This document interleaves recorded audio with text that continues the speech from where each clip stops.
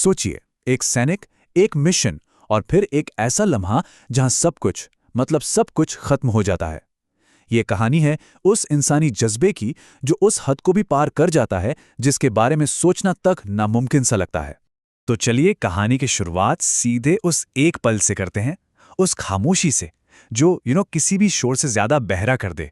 ये वो वाली शांति नहीं है जो सुकून देती है, बिल्कुल नहीं। ये तो वो खामोशी है जो चीख चीख कर बस एक ही चीज का एहसास दिलाती है कि अब कोई नहीं आएगा। और उस एहसास का नाम बस एक अकेलापन। अपनी टीम से दूर, पूरी दुनिया से कटा हुआ, चारों तरफ बस बर्फ और वही कान फाड़ू खामोशी। और ऊपर से चारों तरफ बर्फीले तूफान का वो सफेद अंधेरा, मतलब जीरो विजिबिलिटी। कुछ भी देख पाना नामुमकिन था। हर एक कदम एक अनजान खतरे की तरफ बढ़ रहा था। और जो आखिरी उम्मीद थी ना, रेडियो, वो भी बिल्कुल शांत। कोई सिग्नल नहीं, कोई जवाब नहीं। मतलब गेम ओवर। ये वो पॉइंट था जहां बाहर की दुनिया से हर कनेक्शन, हर नाता टूट चुका था। तो यहां से शुरू होती है असली लड़ाई, जब मिशन के सारे रूल्स, सारी ट्रेनिंग बेकार हो जाती है और जिंदा रहने के लिए आपको अपने नए रूल्स बनाने पड़ते हैं। अब मकसद सिर्फ एक था, किसी भी तरह बस अगली सुबह देखनी है। ट्रेनिंग में इसे पॉइंट ऑफ नो रिटर्न कहते हैं। मतलब एक ऐसी लाइन जिसके पार आप चले गए तो बस चले गए, वापसी का कोई रास्ता नहीं बचता। और आपके पास हथियार के नाम पर क्या है?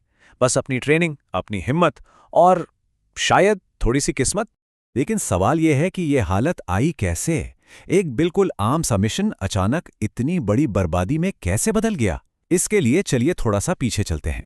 देखिए, मिशन एकदम प्लान के हिसाब से जा रहा था। डे 1 टीम अपनी जगह पहुंची, डे 3 तक ऑब्जेक्टिव भी पूरा हो गया, सब ठीक था। लेकिन डे 4 एक अचानक हमले ने सब कुछ पलट कर रख दिया और उसके फौरन बाद रेडियो पर सिर्फ खामोशी। तो जरा इस फर्क को समझिए। एक तरफ थी मिशन की प्लानिंग, जिसमें क्या था? टीम का सपोर्ट, क्लियर ऑब्जेक्टिव्स और सेफ एक्सट्रैक्शन का पूरा प्लान। और दूसरी तरफ थी असलियत, एक अकेला सोल्जर, बंद रेडियो और चारों तरफ अनजान इलाका।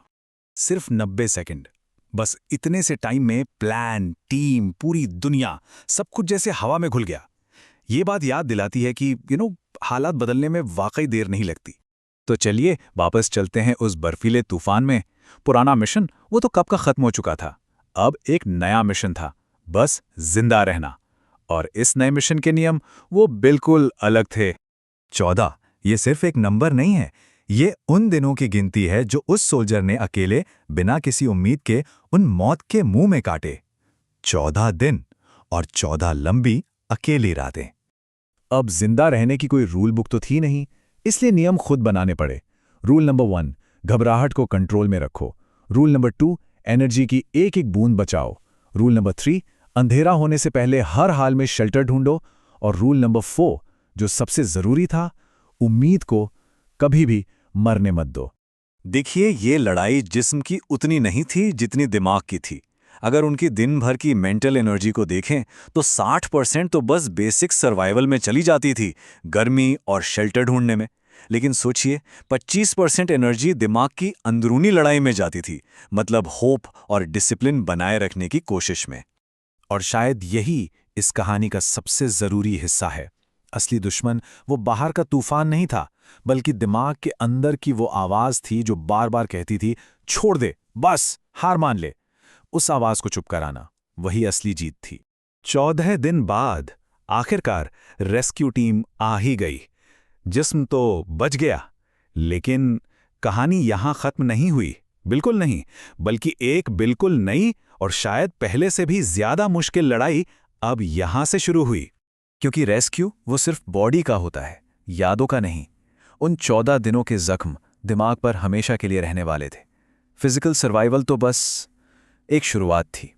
इस पूरे एक्सपीरियंस ने स्ट्रेंथ की डेफिनेशन ही बदल दी। इसने सिखाया कि जिंदा बचने की एक साइकोलॉजिकल कीमत होती है जो चुकानी पड़ती है। और शायद सबसे बढ़कर इसने छोटी छोटी चीज़ों की वैल्यू समझाई।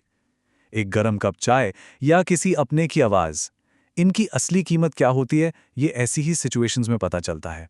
तो आखिर में बस यही सवाल बचता है, जब कोई नामुमकिन को पार कर लेता है तो उसके दूसरी तरफ क्या होता है?